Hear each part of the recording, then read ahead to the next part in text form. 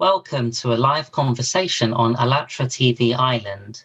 On these live broadcasts, we have conversations with people all around the world to ask them what type of world they would like to live in and ask questions based on the Creative Society project. The guest offers their ideas and suggestions for living in a creative society. The Creative Society project, a global project, was created by Allatra IPM, the International Public Movement. It is open to everyone with no status requirements. So what is the Creative Society project? This is to build a society globally that shifts from a consumerist one to a creative one by peaceful means. It is where each person can live happily, feel safe, and have enough resources for living an abundant life. This is also a society that is secure, stable, and where a person is confident in their future and the future of next generations. There is also unity across all nations, races, and religion. Millions of people around the world are discussing and framing the vision of a creative society. So we are growing and wish the same for you too. Unified growth.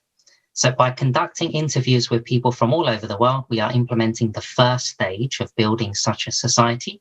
So this first stage is called the informational stage. To viewers, what type of society do you wish to live in? What are your goals in life? How do you want to see your society in the future?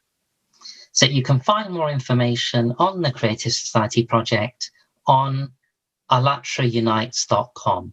So my name is Bhavin, and my co-host today is Dr. Bob Choate. And Dr. Choate, could you please introduce our lovely guest?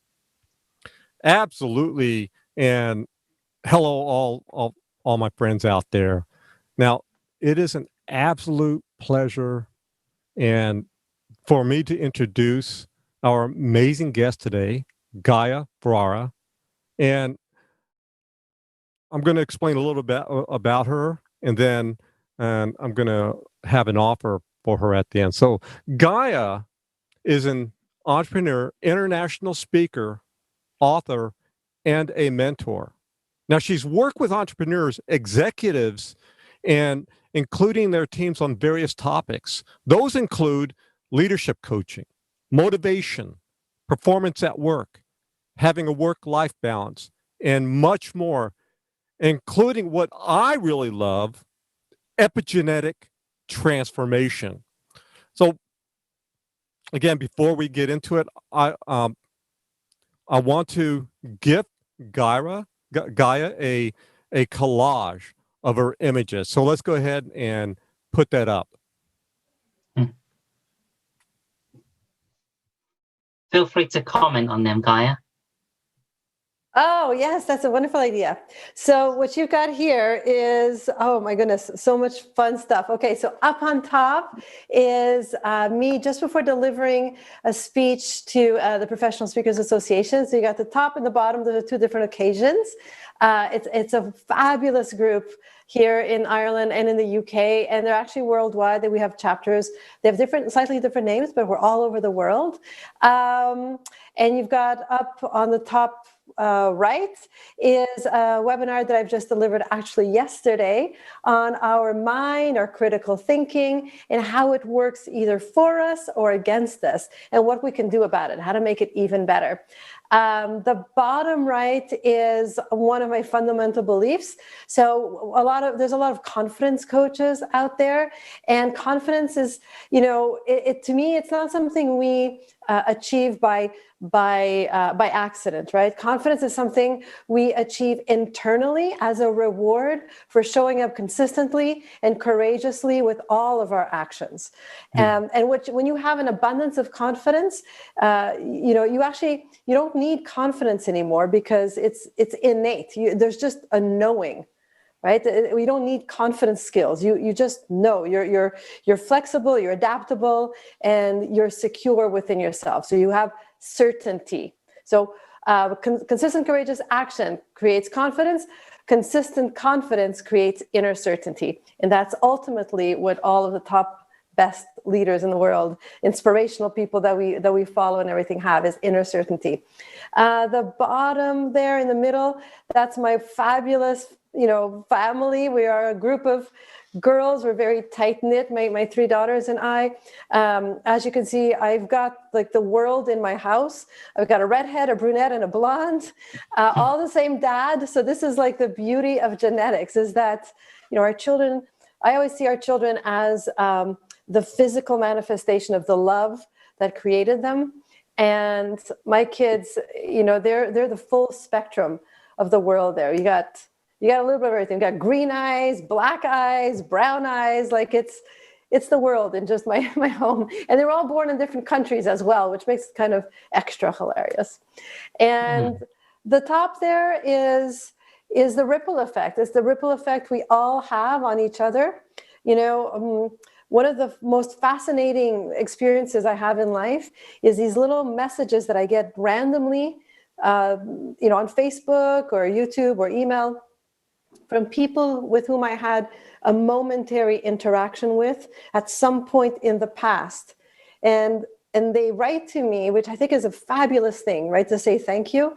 But they write to me with what has happened since that moment, right? The ripple effect it had, like something I shared, a story I opened up about, an idea, whatever it might have been, and the ripple effect it's had on them to change their lives. And it's one of the reasons why I love what I do so much, coaching and mentoring leaders, because everything we do for someone else has a positive ripple effect. And we never really know the end of that, what that ripple is going to be. Is it going to be a tsunami or just a wave, right? But it can ripple just about anything. And one of the reasons why I work with leaders is because they then have already an established family, an established community, their employees, their network that they can ripple into as well. Mm-hmm.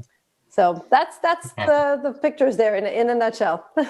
Yeah, and let me add in, because I've known Gaia for years now, and an interesting, a mutual friend asked if I wanted to be part of her online event, and I decided to do it, and as one of her experts. And then since then, we actually had a chance to meet whenever she would come over to the Los Angeles area, and we were able to meet several times, which is pretty awesome. And I got to meet her children and so forth, and we established this friendship since those times. So now it's my turn next to head over to Ireland and visit her as well. Yeah.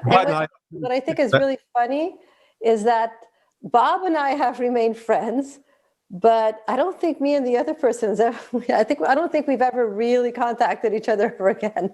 Like, I think we kind of kept our friendship going for a little while, but it didn't bloom anything more. Whereas Bob and I have like bloomed into full friendships. We've seen each other, we've hung out with each other. Bob supports me. He acts as my idea bouncer every so often. Like when I'm, when I have my own thing to go through to experience, I'll often call Bob and say, "What do you think? You've read every book under the planet." But I've only read these ones. Like, what am I missing? What else do they say? What book out of the book can I read?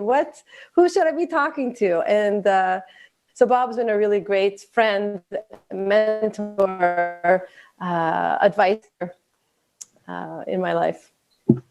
Yeah, I mean, just to add, just from my own personal experiences from coaching and mentoring myself and being on the receiving end of it, you hinted on ripple effects. That's come up in past interviews that we've done recently as well.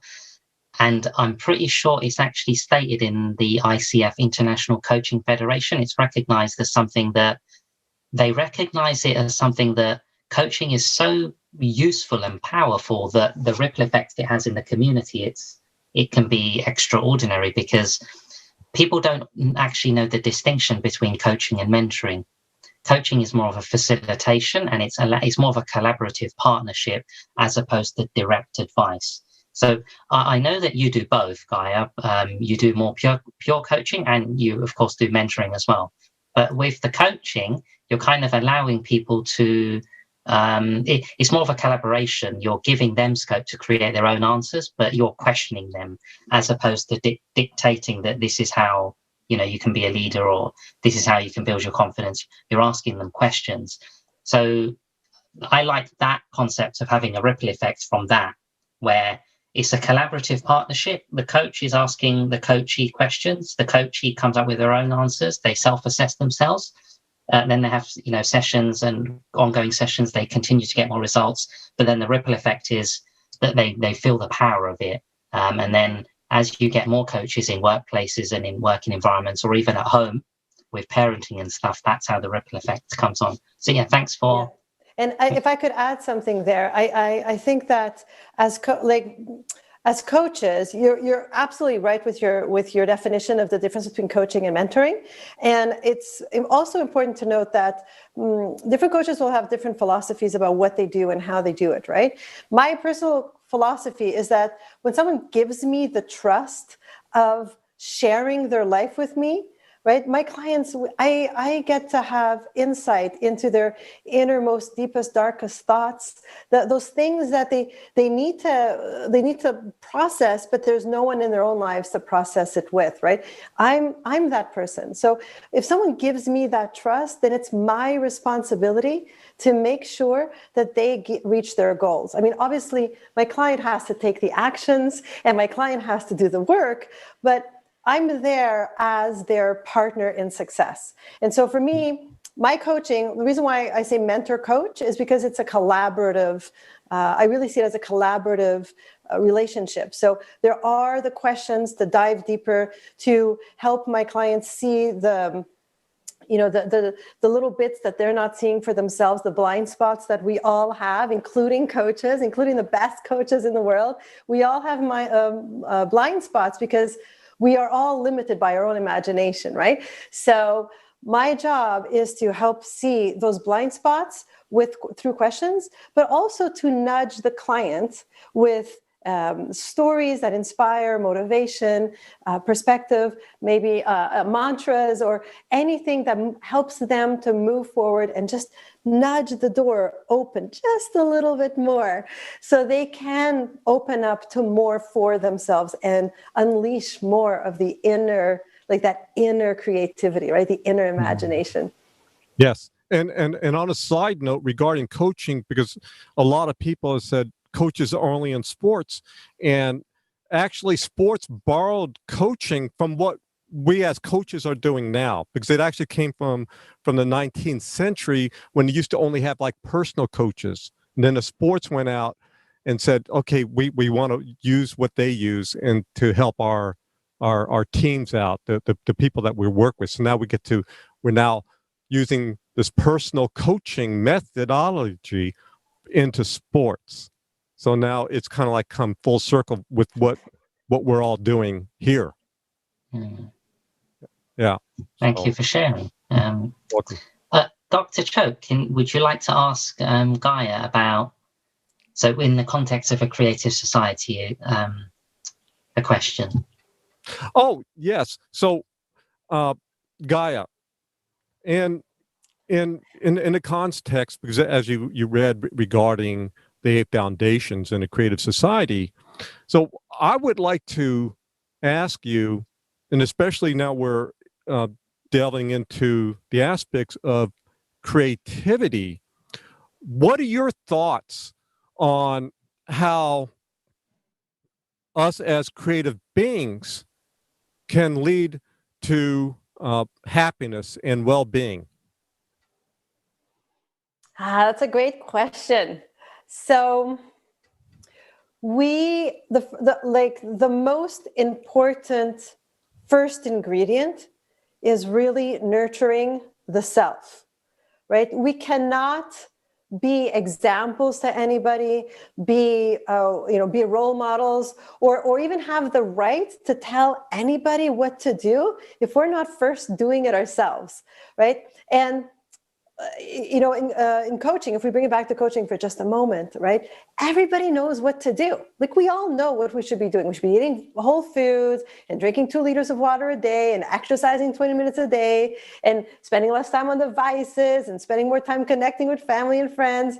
And yet, right, the world is the way it is because even though we know, we don't activate it. And so the very first thing we could be doing for ourselves and humanity and the history is really taking the time to nurture ourselves, nurture the essence of us, not the stuff we have, but the person we are. Right? I heard this great quote like last week, and it was something, I can't remember how it goes exactly, but it went something like, what you achieve. So when we die, what we achieve gets dispersed, and what we create evolves. And so we really must focus on being creative from our essence, where we help other people, where we empower other people to create from their essence, versus the having more, the doing more, the materialistic aspect of what life could also be, right? I honestly, fundamentally believe that we were born as geniuses. Like, if anybody listening right now has more than one child, I'm sure you could relate, right? Like, our children are born completely clean slates. Like, there's nothing on them. It's just possibility. And across life, like, if you've ever met a 20-year-old, a 40-year-old, a 60-year-old, a 100-year-old, right? That level of possibility changes. Not because everything isn't still possible, but because life has taught them so much through trauma, experiences, books, TV, commercials. There's been so much fed into the mind of that baby that it's not clean anymore. And that genius we were born with starts to dull out, and we forget what our genius was. But like I was saying, if you have a kid, if you have more than one kid, so if you have 2 kids, if you think back to when they were pre-3 years old, let's say, they were different. They asked different questions. They were, they wondered about different things. They were fascinated by different things. And it's because at their core essence, they weren't here to do the same things, and they didn't come into this world with the same gifts. And as parents, I really, like you saw a picture of my 3 girls, I have always believed that our job as parents is to nurture this child's natural essence versus grind it down into what my image of a child or a grown-up should be, right? Like, yeah, so there's so many adults who are miserable in their lives. And when you ask about why, right, it's because they're following some prescriptive formula that they heard somewhere outside of themselves, right? Either they're following their father's footsteps, or they're following society's dogmatic prescription on, like, go to school, then go to university, then get a job, then buy a house, and that eliminates our individuality. It eliminates our creativity. You look at, like, schools in Scandinavia where in Finland, kids don't get homework, right? Because they value childhood as a time to explore. You look at Montessori programs, which focus on the child like self-directing his own education, because it knows, like, the child knows what it's fascinated by. Why do we have to have classes that are 40 minutes? Like, you get 40 minutes of math, 40 minutes of French. It doesn't matter if you love math and hate French and are a natural genius in math and not so much in languages. You're going to have the same formula as everybody else and try to fit in, right? Like, it grinds us down. But as humans, as adult humans, what we can do is, one, if we are in the care of a child, like, just pay attention, be aware of where that child naturally gravitates to, and help them to, like, honor it, expand it, discover it, be creative with it. And as the adult, for ourselves, it's a little bit to spend that time reflecting, what are the things that light me up? What energizes me? What brings me joy? and do more of that. I'm like 100% sure that everything that brings us joy is by default good. I mean, nobody gets joy from hurting somebody else. You might get, your ego vindicated, or you might feel good for 5 minutes because you made someone you don't like feel badly, but that's not long-term, right? That's momentary. Anything that brings us permanent fulfillment, permanent joy, permanent high energy is ultimately good. Yeah, this is fascinating. I mean, it's fascinating. It's things that I've come across, and it's actually popped up in previous interviews as well. Someone recently shared about kind of parenting-based coaching as well, and I think you're right in this. You hinted it as well, that emotions will play a role as well. But you said that that the child will gravitate towards something, and then how the kid or the young person feels towards something will be a measure of what they're really feeling. So yeah, you're right in saying that it's not always valuable in the long term to listen to the dogma or the prescriptions that are being passed from various sources, and rather to be guided by emotions and what they're gravitated to, which is what you're saying. Exactly. What is the definition of genius, right? The definition of genius is someone who's shown unbelievable talent, knowledge, and development in a specific area. Almost every kid has something like that. And then we erase it and we say, oh, this kid really likes bottle caps. Why?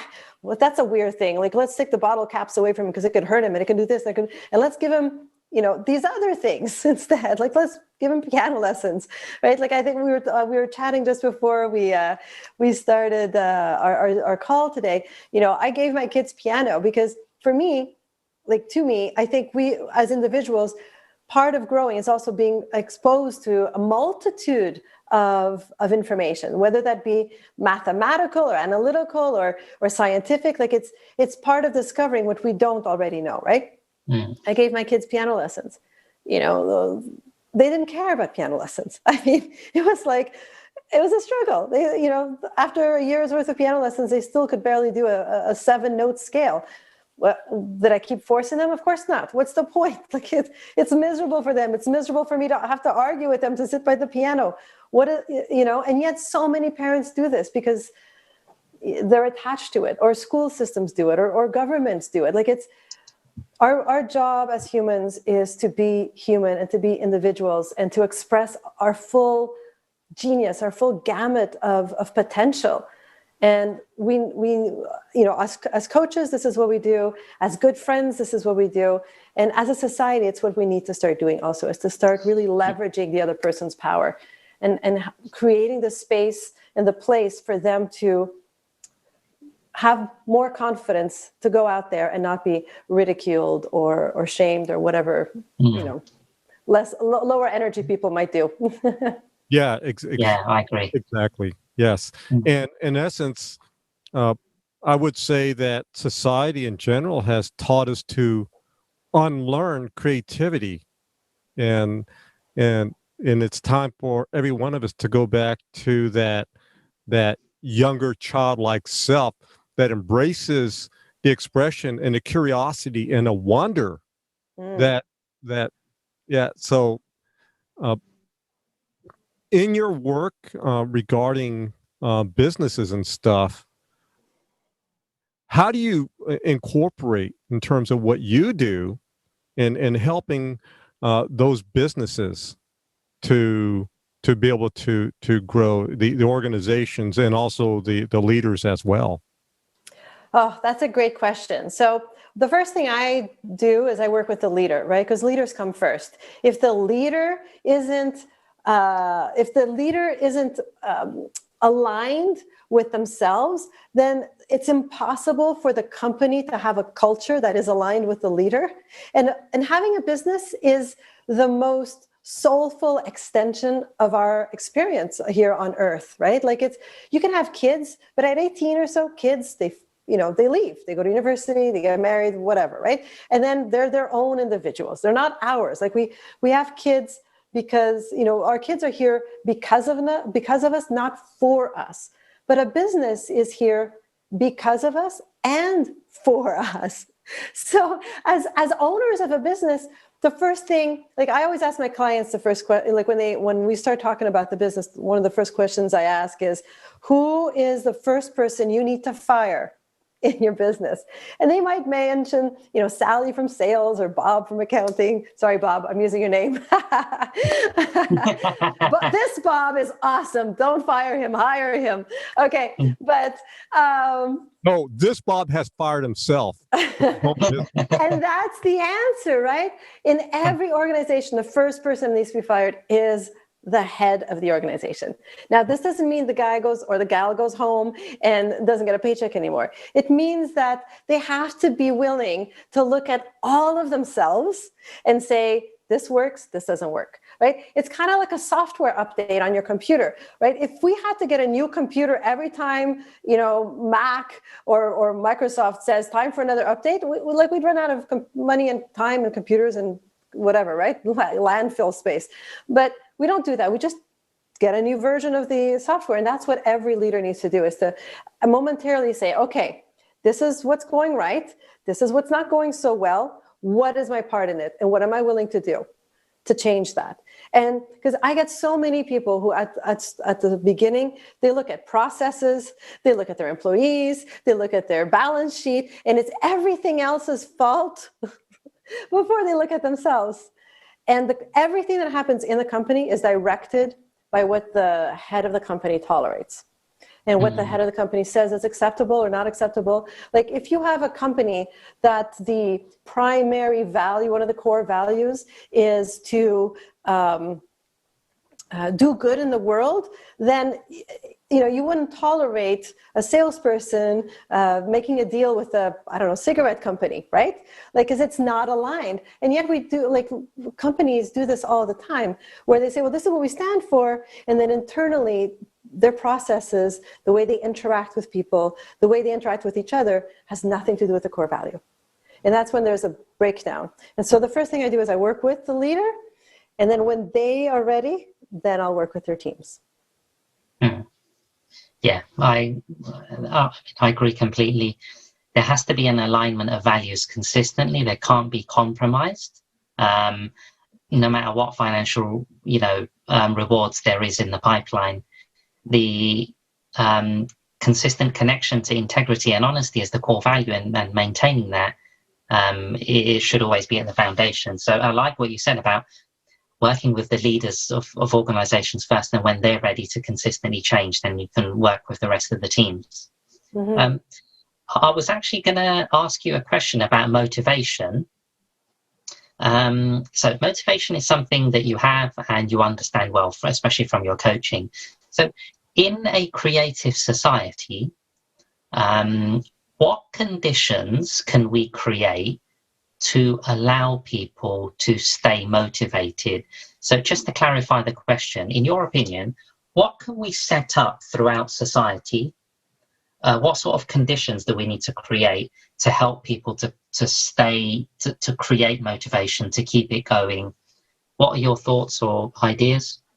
So let's look at the word motivation, right? Where does it come from? Right at the beginning of the word, you got the word motive. So before you can have motivation, you have to have a motive to do the thing you're trying to get motivated about. So a really core set of values is really good, but not just the value part, you also need the purpose part. Why does this matter? And, we do things that fundamentally matter to us. We don't do things just because someone told us to. I mean, some people do, but even if you do that, and we might do it sometimes, it's not motivation. It's pressure. It's lack of clarity. It's a bunch of other things. It's not motivation, because you do it for a little bit, then you stop, right? You go to the gym for 2 days, and then you don't go for the rest of the year you signed up for, right? Because there's no reason why. It's not internal. It's not an internal purpose.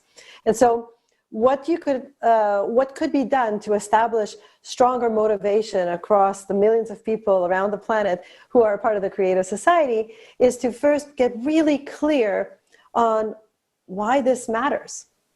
What does not only the planet get from it, because the reality is that the planet is a bit too far removed from me specifically, and you specifically, and Bob specifically, right? It's an ideal, but it's like a long distance ideal in a time far away. It's not right now. And as humans, we need short-term goals and long-term goals. So we need a purpose that connects us right now to the motive for the motivation. And then we need action, like as soon as possible. The second that purpose kicks in and you know what you need to do, you got to do it. Like, it has to be instant. It doesn't have to be the whole thing, but it has to be at least the first step to get you started, because motivation without momentum is delusion, really. Like, there's, you know, it's like a wish. It's thing at all, right? Like, if you say all the wonderful things you want to do, if you don't take action on them, it doesn't mean anything. I really liked how you put it when you said the motive, because the concept of why, that doesn't get mentioned in workplaces a lot, especially with business owners and stuff. It's not something that's commonly shared, but I know Bob knows that very well. Of course you do. Like, both of you know the whole concept of the why and why we do things, and what the mission statement of the company is. And when the why is pure and more contribution based, the results are more likely to be achieved consistently. And when it's compromised, it's not as much. So, but thanks for sharing it in that way, where it said there's got to be, the motivation has the motive. What's the motive behind it? Yeah, I completely agree with you regarding the why and the mission and the motive, because if you look at people who are volunteers, they tend to have a bigger why of why they're there, and they tend to their performance as a volunteer is much higher than something they have to do, something that they get paid to do. And if we could find, like Gaia said, find that motive, the motivation, and then again, the action is very, very, very important, because we can have that motivation. We can have it right at that time. But then, again, a day later, a couple days later, a week later, when we haven't taken a step forward, what happens? It goes out. Then we're on to the next thing or something like that. So that was very well stated there, Gaia. Thank you. So hopefully that can be, so for the viewers, because the question was what sort of conditions can we create to allow people to stay motivated. So what Gaia is saying is, hopefully we can, throughout society, have more companies and setups at home with family and groups of friends where people are really understanding what their motive is, and then that can drive them, and assessing it. Yeah. Can I put a challenge out there for anybody watching this? Go for it. Okay, super. All right, here's the challenge, right? After this recording or live viewing that you're watching, take 5 minutes and ask yourself, if this world, if our collective humanity were all that it could be, what would it mean for you specifically? How would it change your life, change the lives of the people you care about? Where would you live? How would you live? What would you have that you don't have now? And I don't mean have necessarily from a material gain, but just what are the gifts and the possibilities that would be available to you then that you don't have now, right? And bring it down to the personal level of you. Remember that everybody watching has a genius inside of them that may or may not have had the opportunity to express itself. But if you have the opportunity to express it through motivation, through allatra, through a creative society, how would that change your life? Who would you become? Yes, very well stated. I actually love that aspect and a challenge, and I would suggest people to listen to that and again add that with the why, and boom, you're ready to go. Mm-hmm. And if you have a forum on your website, have people like go in and post what their purpose is. What is their motivation? What is their motive? How does it change their lives? Like, let's support each other. Let's encourage each other. Create accountability groups, right? Where, you know, if Bhavin, if you told me that what would allow you to be all that you could be this year is to show yourself that by running a marathon, you could run anything else in the world, then I'll encourage you to run a marathon, or at least get started to get there, right? Like, this is what community is all about. It's mutual support for the other person's gain. Because when they gain, we gain. It's abundance. Yes. Synergy. Mm-hmm. Yes. And having that support, I think that's one of the things that keeps me going. And because I'm half Japanese, and one of the concepts is ikigai, and I get up and with the sense of purpose every single day, and that keeps me moving forward. People ask me, how can you look and feel and act so young? And I say, it's that I get up, I have that why, as was stated earlier. I have that sense of purpose. And I have my own personal mission, and I just want to keep going. And having this challenge, we all go in and challenge each other to keep that momentum moving forward through the actions that we take. And this is something that I'm going to do for lifelong, and I'm going to add on to the challenge for you and everyone out there to do it as a lifelong process. Mm-hmm. And just do it. You will be forever young. 100%. I mean, I've recently just created my own little mini accountability group. There's just two of us, and my first reporting back. Well, both of us, we're going to reporting back to each other. It will be this Sunday. So yeah, we'll just be holding each other accountable and motivating each other. So that's a very strong condition for creative society. So thank you for sharing, both of you. Dr. Cho, would you like to ask the next question? Yeah, so after talking to millions of people all over the world, in all the world stages and foundations of building the creative society was formed. And by the way, there's an article that describes this if you go to allatra.ireland.com. And I want to get to the technical support. Now we would, to show the 8 foundations. Can we go ahead and do that?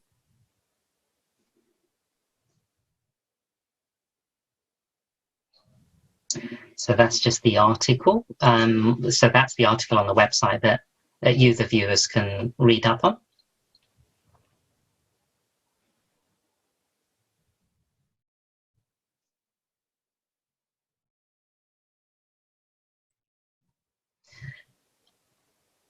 And just to clarify something, those 8 foundations were based on all the responses we got from all the surveys that we conducted with people. So it's like a collective kind of like a setup of foundations based on the responses we got when we asked people what sort of society they wanted to live in. So can we have the foundations on the screen again?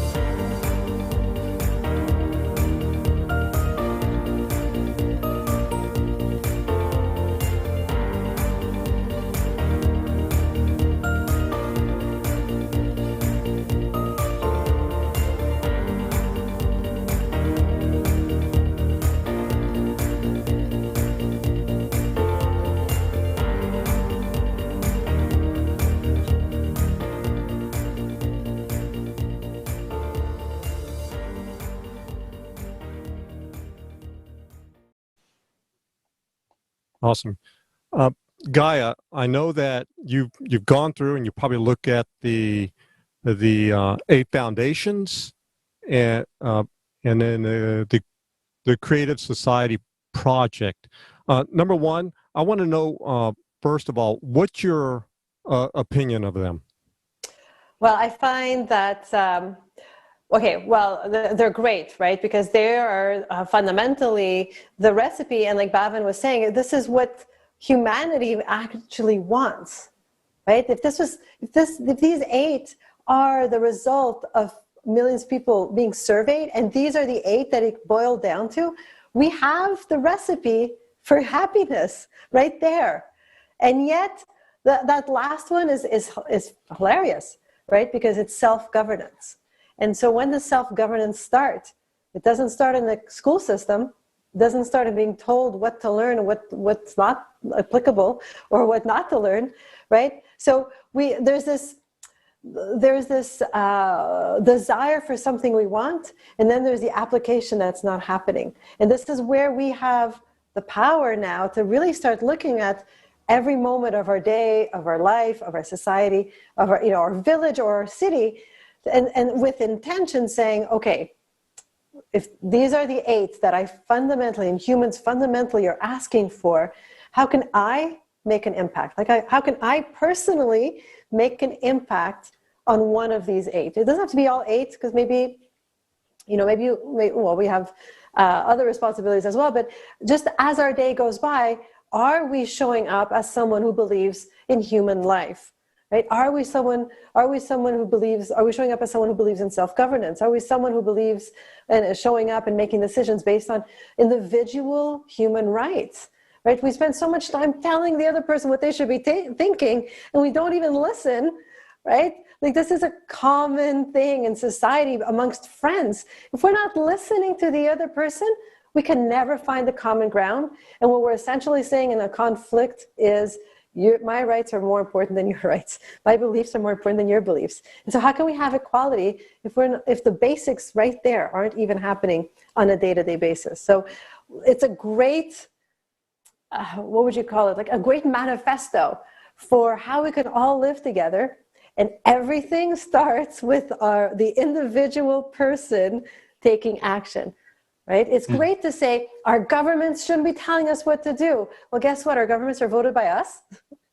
And before we can tell the government what to do, we got to make sure we're doing it ourselves. So that's my 2 cents. Yeah. Yeah. I'll let you elaborate on this, Bob, which is change lies within, be the change you wish to see in the world. As Guy is saying, it starts with us. It's a collective responsibility. It was our thoughts previously that contributed to it anyway. But please elaborate.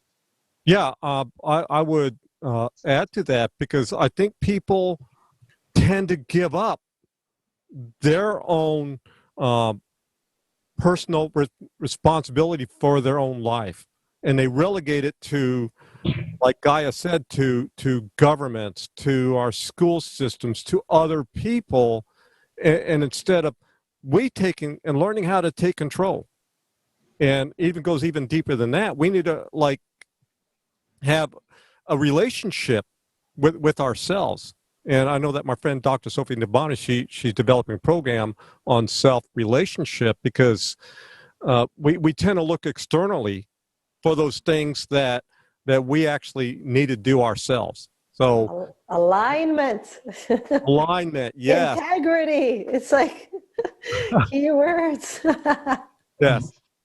Now, I know that you've read through the 8 foundations, Gaia, and what we would like to know is, are there any ideas or suggestions that you personally have for them?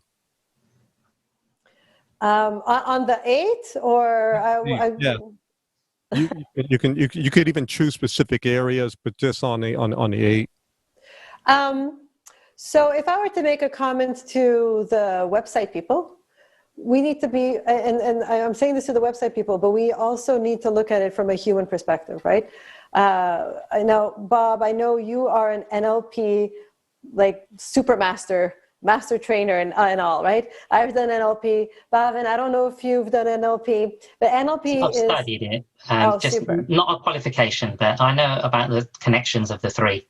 Right. So neuro-linguistic programming. What does this mean? This means that how we use our words affect our memory of life, our identity with ourselves, and how we relate to the world outside. Right. So if you think about, there was a really interesting social psychology test done like back in the 80s where they had two groups of people and they watched two cars collide, and they asked one group of people how fast was the car going when it bumped into the, and they asked the other group of people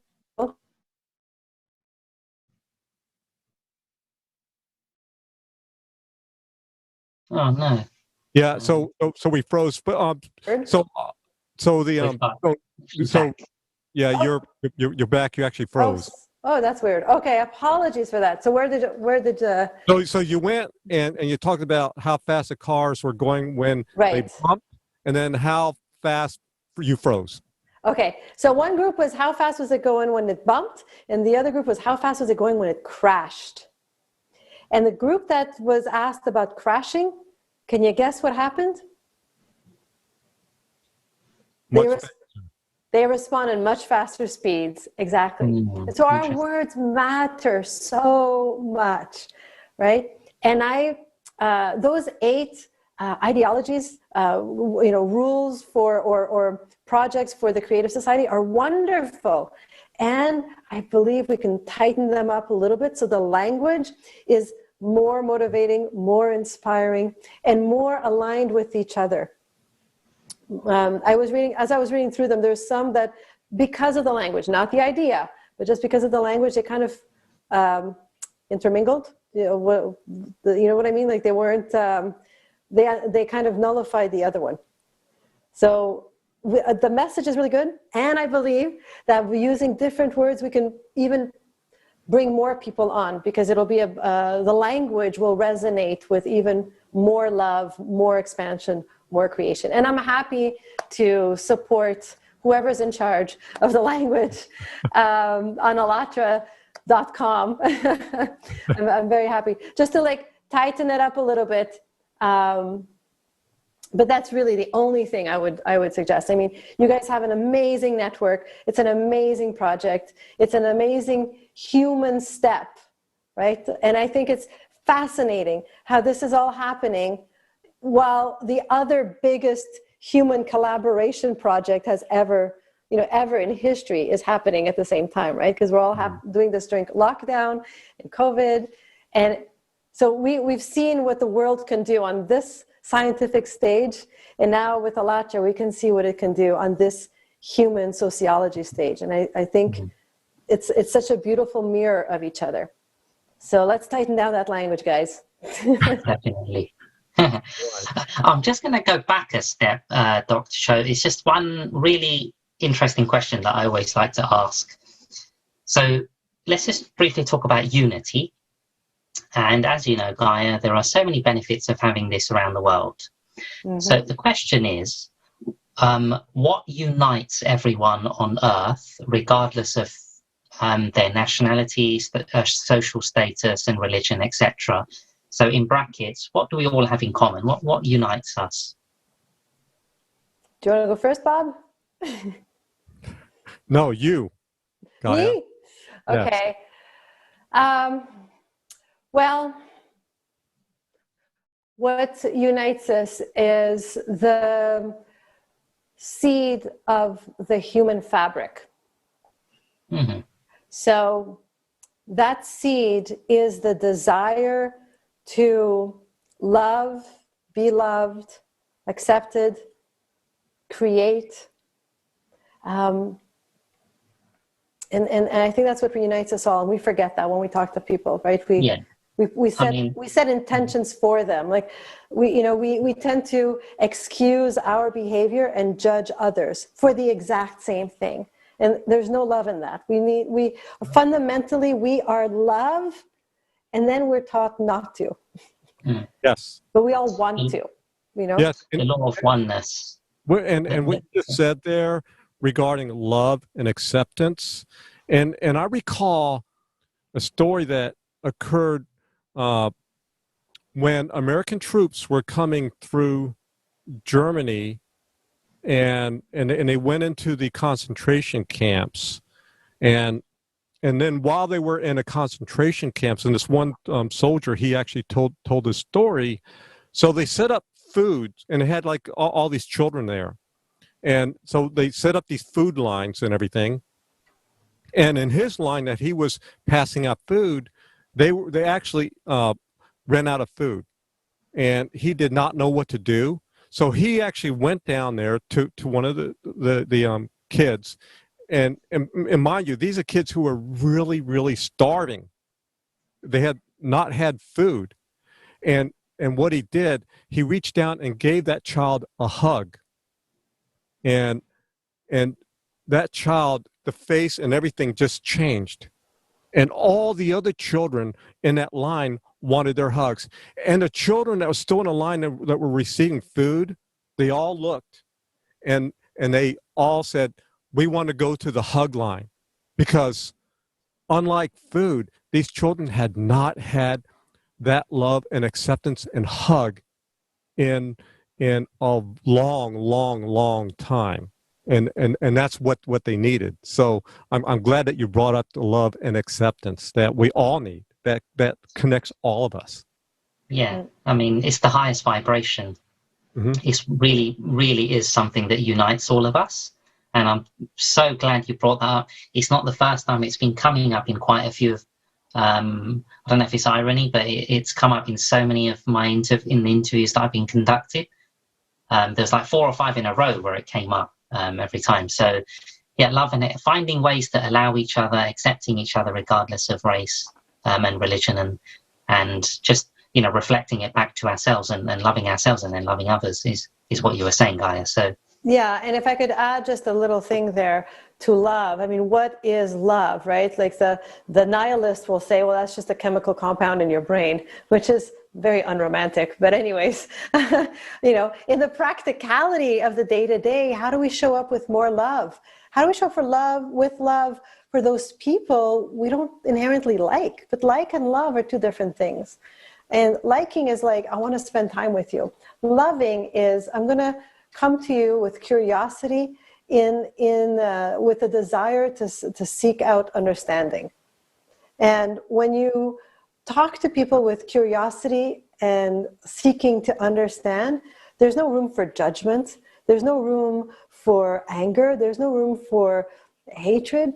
It's just curiosity and understanding. That's what love is. It's expansive. It's not yes, maybe it relates to a chemical compound in your brain, but you can't force that chemical compound to happen, right? So if anybody out there is tired of hearing about more love, or wants to add more love but isn't sure how to, the key here is to look at the world with wonder and seek out to understand even the people who you don't really like very much, because I bet you we can all learn from each other a little more. That's a great way of putting it. I just have another question. So we've already mentioned that the informational stage is the first stage of building the creative society. So I was mentioning that earlier. So my next question, Guy, is what do you think is the best way to let people know about the Creative Society project? So can you give us any suggestions or ideas of the best way of letting people know about the project? Well, word of mouth is the strongest marketing in the world. It's the most valuable, right? Like even whatever business you have, you'll get more clients through referrals than through social media or marketing, campaigns, right? So word of mouth is the oldest and the strongest and the one that has the biggest follow through reward. So anyone out there watching, anyone out there who is a volunteer, or even if you're just a part of the audience, if you like the message, go out there, tell the world about it. It's like share, and tell them not just to go, because that's just more stuff to do, right? But to tell them why. What is the purpose? Motivate them, in other words. What's the motive of going to Allatra and changing the world and volunteering and, you know, being interviewed by the wonderful Bhavin? Like, what? There's a motive to all of this, right? Share it with the world and bring everybody into your circle. Yeah, I actually love that, and I think it's very important in terms of sharing and being able to through the sharing and being able to connect and to connect to others as well. So I want to thank you so much for reminding our viewers about that. And then also I just want to remind our viewers that we use the theory of 6 handshakes to spread information about the creative society. So Gaia, who would you like to nominate for a future live interview? And mind you, I've already been interviewed here, so you can't nominate me. Has Sophie Nubani been interviewed? Yes, she has. Okay. See all the great people. Okay, well, I'd like to interview my good friend, David Allison, who is, he's also a coach. And when you meet him, you'll see he's so full of love and wanting to spread more love. He's got this amazing project to help the homeless in Scotland get off the streets and get coaching support and help. And he's just such a soft soul. He's like, you know, he's like that puppy, like that, you know, I don't know, wherever you are in the world, maybe you don't know this commercial. When I was a kid, there was this commercial at Christmas time where these Cocker Spaniels came and got your slippers, and they brought you the slippers, you know, while you sat by the Christmas tree next to the fire. David is like that. He's like that Cocker Spaniel who he's so filled with love. He wants to love you and show you that you're lovable and loved, and just make it even bigger and stronger, and make it the whole world mission to live in this beautiful, beautiful energy. Okay, so we look forward to interviewing him. Of course, you're more than welcome to co-host with us as well, since he knows you as well. Yeah. So my last question for today would be, what would you like to say to our viewers right now? Just some last words for them. Well, I think the theme today has been in great part about community, collaboration, love and curiosity and understanding. What I think everybody should do right now, like after this video, first thing is to ask yourself, how can I show more love in my community, in my world? What does that look like? What would that feel like? And then take the first action and go. Just get it done. Write a thank you letter to someone you haven't spoken to in ages. Call your mom, you know. Pick a random friend who's helped you in the last year and send them takeout food by surprise. You know, like there's so much we can do. Like just spread the joy. Mm. Yeah. I love that. Especially during this period. Yes. It's a perfect time, and that is so great. Gaia, I just want to thank you for today's amazing conversation. It's just been so wonderful, and I wish I was there. I'd give you a big hug right now. Big virtual hug. Get this. Yes. High five. There we go. High five. There you go. Let's go. Let's do it. And I just want to say to all the viewers out there, if you haven't joined already, if you want to join, and I'm going to suggest that you do, join the creative projects of the Allatra International Public Movement. Now, please visit our website at allatraunites.com. That's allatraunites.com, where you will see a red button called Join. So hit that Join. And then you can fill out a very short form. And then the volunteers of Allatra IPM will contact you. And again, I want to thank you, viewers, for joining us today in this wonderful conversation. And we're looking forward for you to become part of this movement. Thank you, Bob. And thank you, Gaia, of course, for the wisdom you shared today. It was fantastic. It was great for the viewers, of course. So appreciate it. and want to thank the viewers for joining us as well. And we wish you a wonderful evening, or morning, or day, afternoon, wherever you are. And just to end, we can build a world that humanity deserves. So we will do this together, united by one goal. Bye now. Bye now.